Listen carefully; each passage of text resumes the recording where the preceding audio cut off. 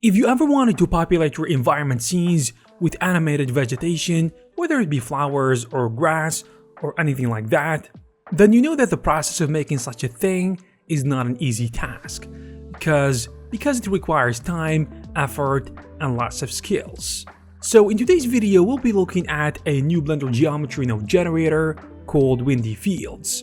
And just like its name suggests, this generator is all about making procedurally animated wind fields and meadows, all of which are optimized so you won't have to worry about melting your PC. These fields consist of a lot of varieties when it comes to flowers and vegetation, covering things like daisies, sunflowers, poppies, wheat, clover, and so much more. So when you get the generator, you will receive a Blender file containing everything that is covered with the Windy Fields.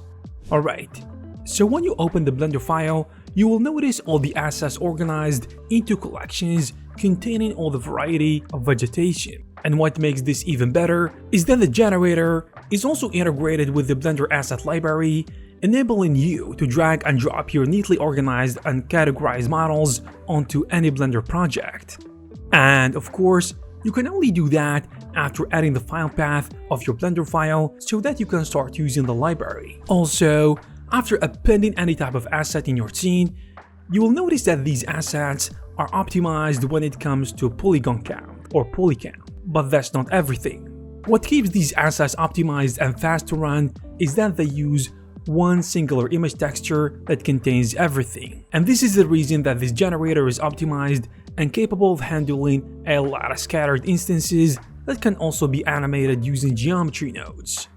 Now enough with assets, and let me tell you about how to use this generator. After setting up your asset library, you'll notice that it comes with a couple of geometry node groups. And to use this generator, all you have to do is append any selected geometry node setup onto your scene. And I say any because you got 4 different generators covering different biomes and using different assets. These biomes are dry plains, wheat, wild meadow, and the classic windy field generator can be directly applied to your meshes. So after adding the generator to your scene, it will create a curve that has the node setup applied. And keep in mind that you can tweak the curve however you like. You can even delete and choose to manually draw your curves using the draw tool. So it is really up to you. I should also mention that as you are working with the curve, you'll notice that it will update your field system in real time, so that you can fine-tune it to your liking. And after finishing up the curve setup, let's move to the star of the show, which is the customization offered in the geometry node modifier.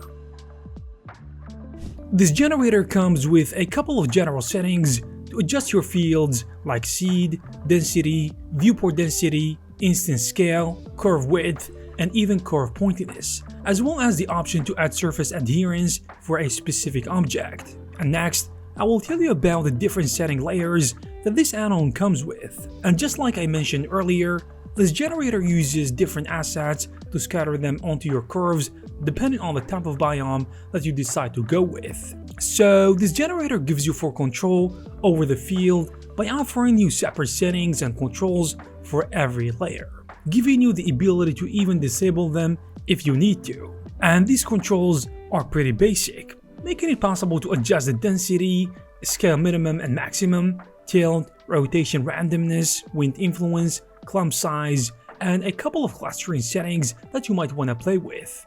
And after finishing up with layer controls, let's move on to something cool, adding that windy animation. All you have to do to get your animation animated is to check the wind checkbook and you are good to go.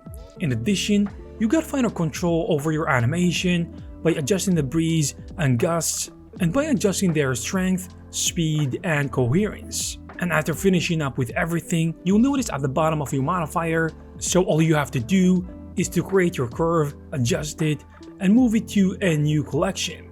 And go to your remover settings and hit the checkbox. Then select your newly created collection and you are good to go. And you might want to play around with the settings to control the remover range, fall off scale, and so much more. So if you are interested in this add-on, you will find all the necessary links in the description. I hope you guys found this video useful and informative. If you did, please give it a thumbs up.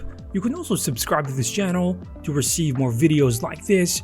Thank you very much for watching, and I will see you in the next one.